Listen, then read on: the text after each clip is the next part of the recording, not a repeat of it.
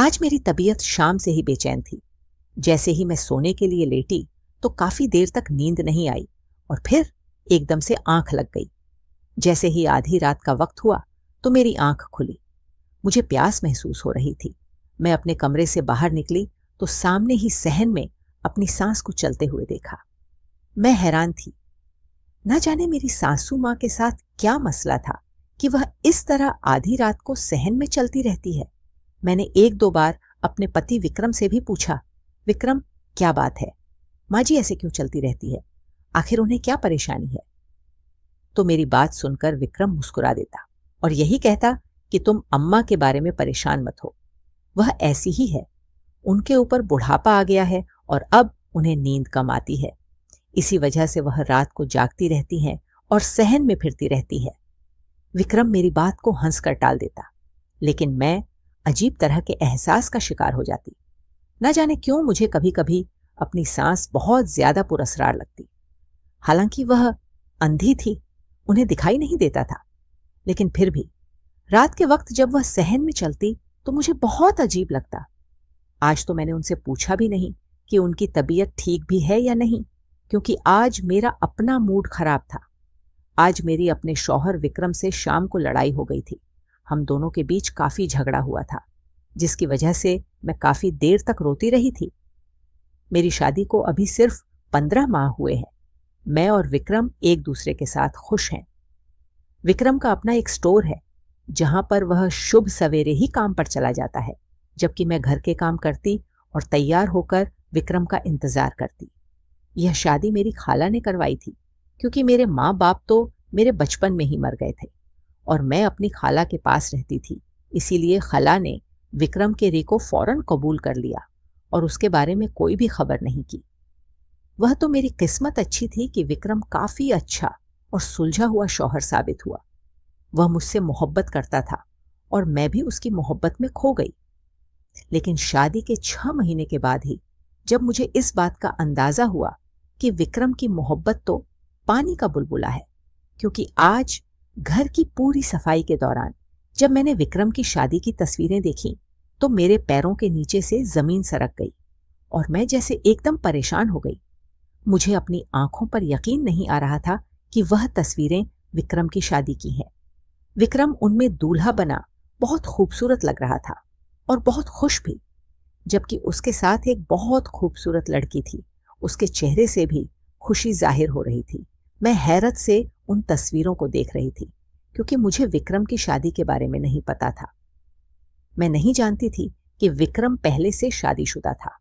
वह सारा दिन मेरा बहुत बेचैन और परेशान गुजरा था और मैं नहीं जानती थी कि मैं अब क्या करूंगी। रो रोकर मेरा बुरा हाल था। मुझे यूं लग रहा था जैसे मेरा घर बर्बाद हो गया है। लेकिन शाम को जब विक्रम आया और उसने मेरा उतरा हुआ चेहरा देखा तो पूछने लगा, राधा तुम्हें क्या हुआ है, तुम इतनी खामोश और उदास क्यों लग रही हो। विक्रम ने मुझसे परेशानी से पूछा तो मैंने उसकी शादी की तस्वीरें उसके सामने रख दी, जिन्हें देखकर विक्रम का रंग लाल पड़ गया और वह कहने लगा, राधा मैं तुम्हें सच बताता हूं, तुम मेरे बारे में गलत मत सोचो। मैं तुम्हें बहुत पहले यह सच्चाई बताना चाहता था, लेकिन हिम्मत नहीं कर पा रहा था। विक्रम ने फौरन मुझे कहा तो मैं एकदम गुस्से से चिल्ला उठी और उससे कहा, विक्रम आखिर तुम कब मुझे सच्चाई बताना चाहते थे। जब मेरी और तुम्हारी शादी हो गई 6 महीने गुजर गए हैं, लेकिन तुमने आज तक कभी मुझे अपनी पिछली जिंदगी के बारे में कुछ नहीं बताया। आखिर ये लड़की कौन है, क्या वाकई तुम्हारी इसके साथ शादी हुई थी, और अगर हुई थी तो फिर वह लड़की अब कहाँ है। मैंने एकदम चिल्लाकर विक्रम से कहा तो वह कहने लगा, वह लड़की अब इस दुनिया में नहीं है, इसलिए मैं तुम्हें उसके बारे में नहीं बता रहा था, क्योंकि दिव्या का इंतकाल हो चुका है, वह मुझे छोड़कर जा चुकी है। विक्रम के लहजे में दुख था और मैं एकदम जैसे खामोश हो गई। मुझे यकीन नहीं आ रहा था कि वह हंसती मुस्कुराती खूबसूरत और कम उम्र लड़की अब इस दुनिया में नहीं थी। मैंने एकदम परेशानी से पूछा, विक्रम आखिर उसे क्या हुआ था, वह एकदम कैसे यह दुनिया छोड़ गई। मैंने विक्रम से पूछा तो वह कहने लगा, दरअसल दिव्या और मेरी शादी को अभी सिर्फ 3 महीने ही गुजरे थे, जब एक दिन सिलेंडर की गैस लीक के दौरान घर में धमाका हो गया और दिव्या का मौके पर ही इंतकाल हो गया। मेरे लिए यह सदमा बहुत बड़ा था, क्योंकि दिव्या पेट से थी और वैसे भी वह मुझे बहुत पसंद थी। लेकिन उसके चले जाने के बाद मैं काफी उदास और परेशान रहा और कितने अरसे तक खुद को घर में बंद रखा। फिर आहिस्ता आहिस्ता अपने काम की तरफ ध्यान दिया। तो अम्मा ने मेरी उदासी को देखते हुए दोबारा शादी का फैसला किया और मेरे लिए तुम्हें चुन लिया। मैं पहले इसके लिए नहीं मान रहा था, लेकिन मैं अम्मा की खातिर मान गया और जब तुम्हें शादी के दिन पहली बार देखा तो अपना दिल हार गया और अपने दिल में तुम्हारे लिए मोहब्बत महसूस करने लगा। इसलिए मैं तुम्हें दुख नहीं पहुंचाना चाहता था। अगर तुम्हें दिव्या के बारे में पता चलता तो तुम उदास हो जाती, परेशान हो जाते, जबकि मैं ऐसा नहीं चाहता था।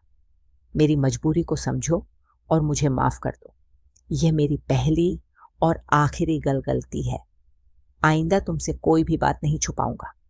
विक्रम के जवाब ने मुझे काफी हद तक सुकून कर दिया था, क्योंकि एक तो दिव्या भी इस दुनिया में नहीं थी और विक्रम भी मुझसे बेहद मोहब्बत करता था।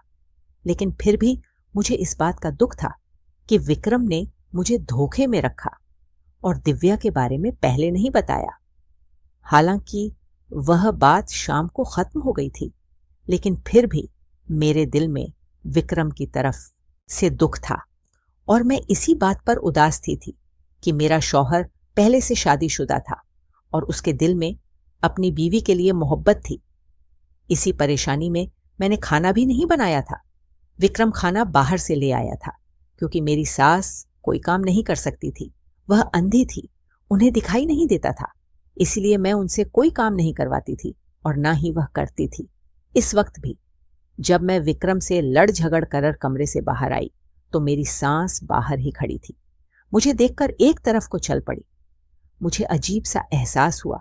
मैं नहीं जानती थी कि मेरी सांस अंधी कैसे हुई, लेकिन इस बात का मुझे अफसोस होता था कि माँ जी को नजर नहीं आता और वह छड़ी पकड़कर और काला चश्मा पहनकर घर में फिरती रहती है।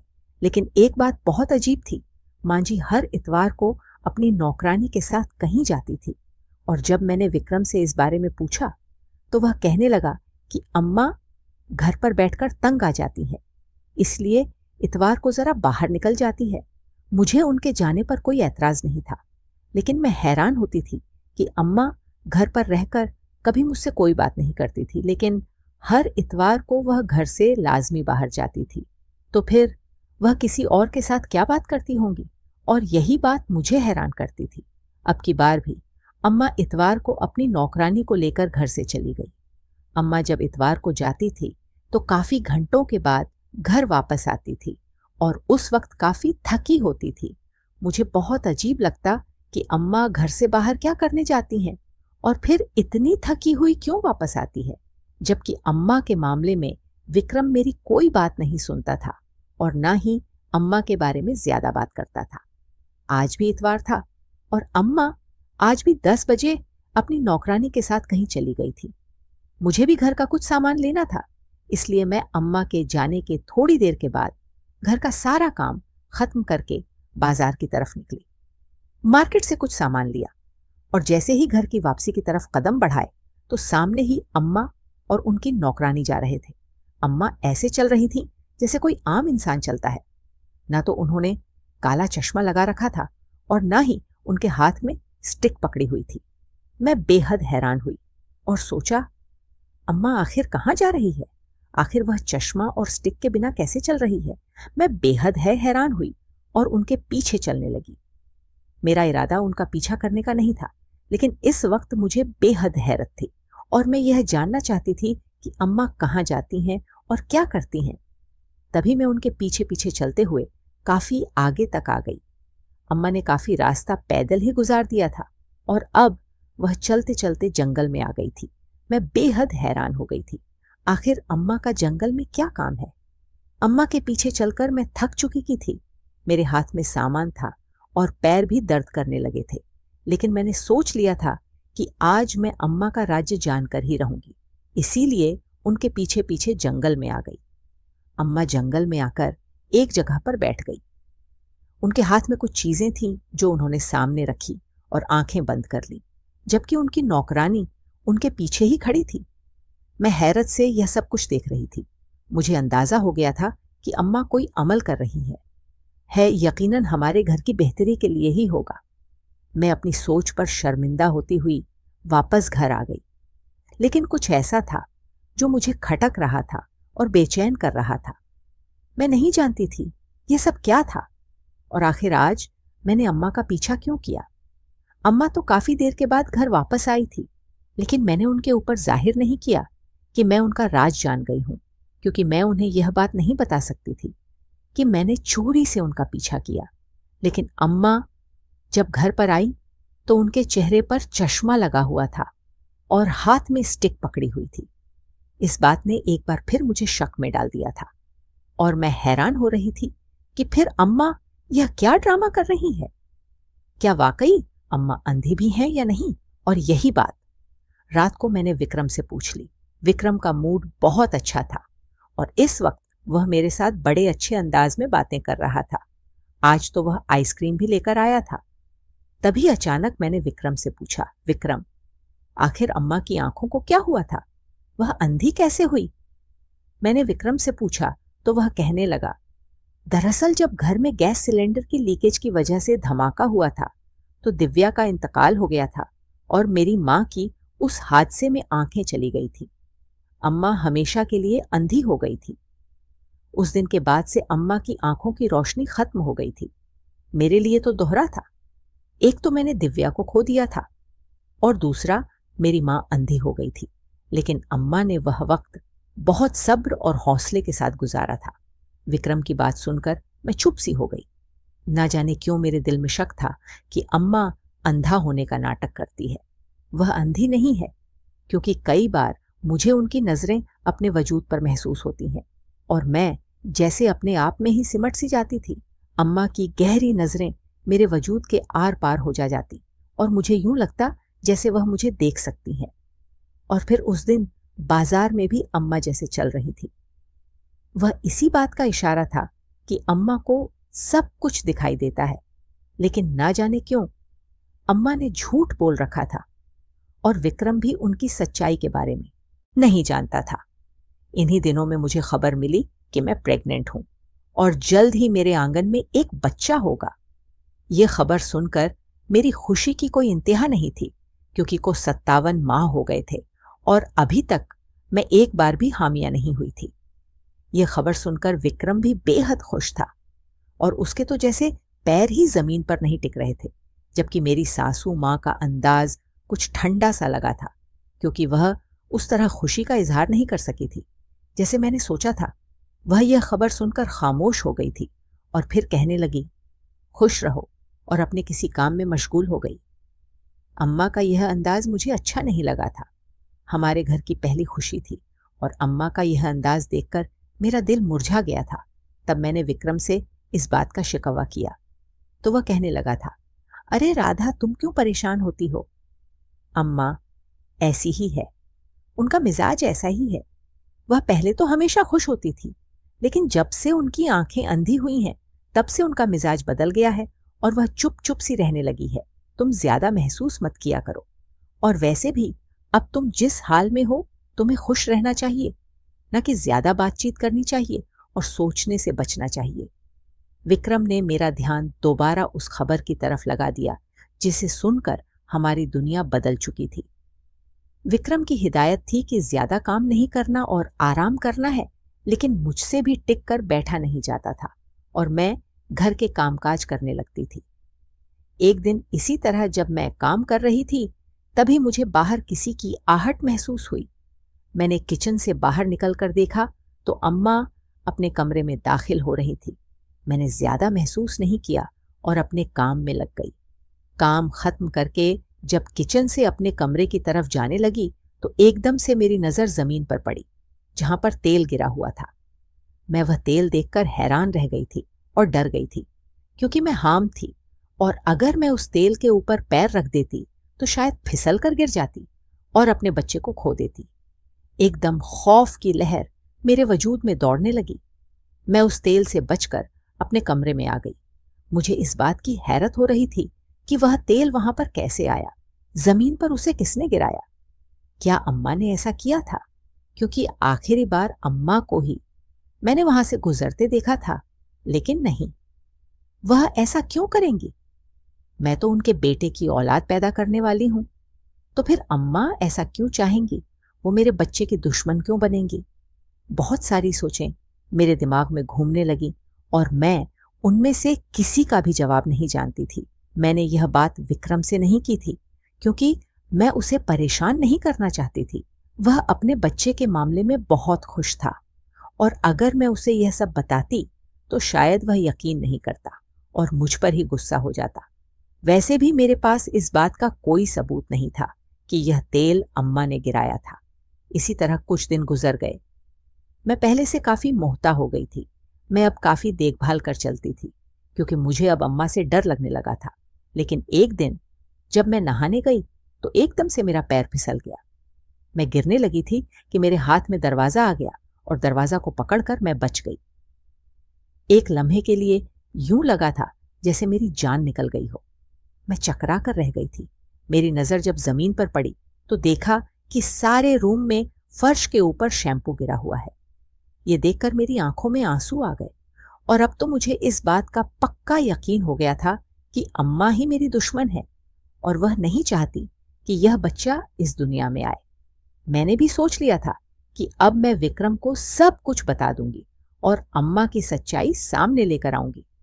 लेकिन विक्रम को बताने की अभी नौबत ही नहीं आई थी कि किचन में जब मैं काम करने के लिए गई तो गैस की स्मेल को महसूस किया।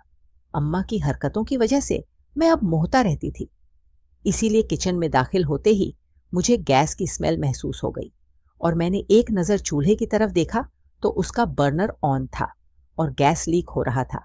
एक लम्हे के लिए मैं कांप कर रह गई थी। अम्मा ने आज फिर मुझे मारने की कोशिश की। अगर कहीं बेध्यान में मैं आकर चूल्हा जला देती तो मेरा भी वही हाल होता जो दिव्या का हुआ था। मुझे अब अंदाजा हो गया कि दिव्या को भी अम्मा ने ही मारा था, क्योंकि वह भी पेट से थी और शायद अम्मा नहीं चाहती कि विक्रम के औलाद पैदा हो।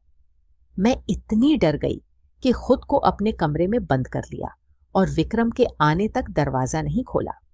विक्रम जब घर आया तो मुझे कमरे में इस तरह बंद देखकर परेशान हो गया और कहने लगा, राधा, क्या हुआ? तुम्हारी तबीयत तो ठीक है, तुम ऐसे क्यों बैठी हो? मेरे चेहरे पर आंसू थे, आंखों में एक समुंदर था। विक्रम की हालत मेरी हालत देखकर गैर होने लगी और तभी मैंने विक्रम को उसकी मां की सच्चाई के बारे में बता दिया, जिसे सुनकर वह एकदम शौक में चला गया और कहने लगा, राधा, तुम मेरी बीवी हो, मेरे बच्चे की मां बनने वाली हो, लेकिन इसका यह मतलब नहीं कि तुम जो कहोगी मैं उस बात का यकीन कर लूंगा। आखिर तुम्हारे पास क्या सबूत है कि मेरी मां ने तुम्हारी जान लेने की कोशिश की है? और तभी मैंने उसे आज गैस लीकेज के बारे में बताया और उसके अलावा अम्मा ने जो तेल गिराया था वह सब कुछ विक्रम को बता दिया। यहां तक कि मैंने उसे कहा, विक्रम, अम्मा ने ही दिव्या को मारा है और अम्मा अंधी नहीं है, वह सब कुछ देख सकती है। अम्मा अंधा होने का नाटक करती है। अगर तुम्हें यकीन नहीं है तो नौकरानी को बुलाकर पूछ लो। मैंने रोते हुए विक्रम से जब यह कहा तो वह चंद लम्हों तक मेरी तरफ देखता रहा और फिर एकदम उठकर कमरे से बाहर चला गया। विक्रम ने जब अपनी मां से यह सब कहा तो अम्मा ने फौरन इस बात का इकरार कर दिया था। अम्मा रोने लगी थी और कहने लगी, विक्रम, मैं तुझे खोना नहीं चाहती थी, तू पहले दिव्या को बहुत प्यार करने लगा था और फिर जब राधा आई तो तू उसे भी बहुत चाहने लगा। मुझे यूं लगा कि जब तेरा बच्चा इस दुनिया में आएगा तो तू मुझे बिल्कुल भूल जाएगा। मैंने तुझे बहुत मुश्किल से पाला है, लेकिन मैं नहीं चाहती थी कि तुम मुझसे दूर हो, इसीलिए मैंने यह सब किया। अम्मा की बातों ने विक्रम के होश उड़ा दिए थे। वह जो पहले सिर्फ इस खुशफहमी में था कि शायद यह सब झूठ हो। अम्मा के मुंह से सब कुछ सुनकर उसे समझ नहीं आ रही थी कि वह अब आगे क्या कहे, लेकिन विक्रम का दिल बुरी तरह टूट चुका था और वह अपनी मां की इन्हीं हरकतों की वजह से अंदर से खाली हो गया था। तभी चुपचाप उठकर मेरे पास आ गया और मेरी गोद में सर रखकर रोने लगा। अगला दिन हमारे लिए एक नया सूरज लेकर तल्लू हुआ था जब विक्रम ने काम से छुट्टी की और मुझे कहने लगा, राधा, अपना सामान बांध लो। हम आज से एक नए घर में जा रहे हैं। विक्रम की बात पर मैंने हैरानी से उसे देखा और कहा, हम यह घर क्यों छोड़ रहे हैं? यह तो अच्छा भला है। जबकि वह कुछ नहीं बोला और मुझे सामान बांधने का कहकर घर से चला गया। 1 घंटे के बाद जब वह वापस आया तो मैंने काफी हद तक पैकिंग कर ली थी। विक्रम ने भी अपना कुछ सामान रखा और तभी कमरे से चला गया और जाकर अपनी मां से कहने लगा, अम्मा, आपने सारी जिंदगी मुझे मोहब्बत दी और मेरी अच्छी तरबियत की, लेकिन मेरी मोहब्बत में आपने अच्छे बुरे की तमीज को भुला दिया और किसी की जान ली। मेरी बीवी और बच्चे को जान से मार दिया और अब राधा और उसके बच्चे की भी दुश्मन बनी हुई है। मैं अब यहां पर नहीं रह सकता, क्योंकि आपको हमेशा यही डर था कि कहीं मैं आपको छोड़कर ना चला जाऊं, और अब आपका यह डर आपकी हरकतों की वजह से सच होने जा रहा है। मैं राधा को लेकर कहां से जा रहा हूं, क्योंकि मुझे अपने बच्चे की परवाह है और उसकी जान की हिफाजत करना मेरी जिम्मेदारी है। आप अब इस घर में अकेली रहे और अपनी गलती और गुनाह पर तौबा करें। यह कहते हुए विक्रम ने कदम बाहर की तरफ बढ़ाए, जबकि अम्मा रोते हुए उसे रोकने लगी, लेकिन विक्रम ने साफ मना कर दिया और कहा, अब से आपकी यही सजा है कि आप मेरी शक्ल को भी तरस जाएंगी। आपने मेरे साथ अच्छा नहीं किया और इतना अरसा मुझसे झूठ बोलती रही, और अब भी मुझे आपकी किसी बात पर यकीन नहीं आएगा। इसलिए बेहतर यही है कि मैं यहां से चला जाऊं। यह कहकर विक्रम मेरे पास आया और अपना सामान उठाया और हम एक नई मंजिल की तरफ चल पड़े, क्योंकि विक्रम अपनी मां की सच्चाई जान चुका था और उसे इल्म हो चुका था कि उसकी मां उसकी जिंदगी में क्या कुछ करती रहती थी। दोस्तों, उम्मीद करती हूं आपको हमारी कहानी पसंद आई होगी। कहानी पसंद आई है तो वीडियो को लाइक करें, चैनल पर नए हैं तो चैनल को सब्सक्राइब करें, और हाँ, नोटिफिकेशन बेल को जरूर दबाएं ताकि अगली अपडेट सबसे पहले आपको मिले।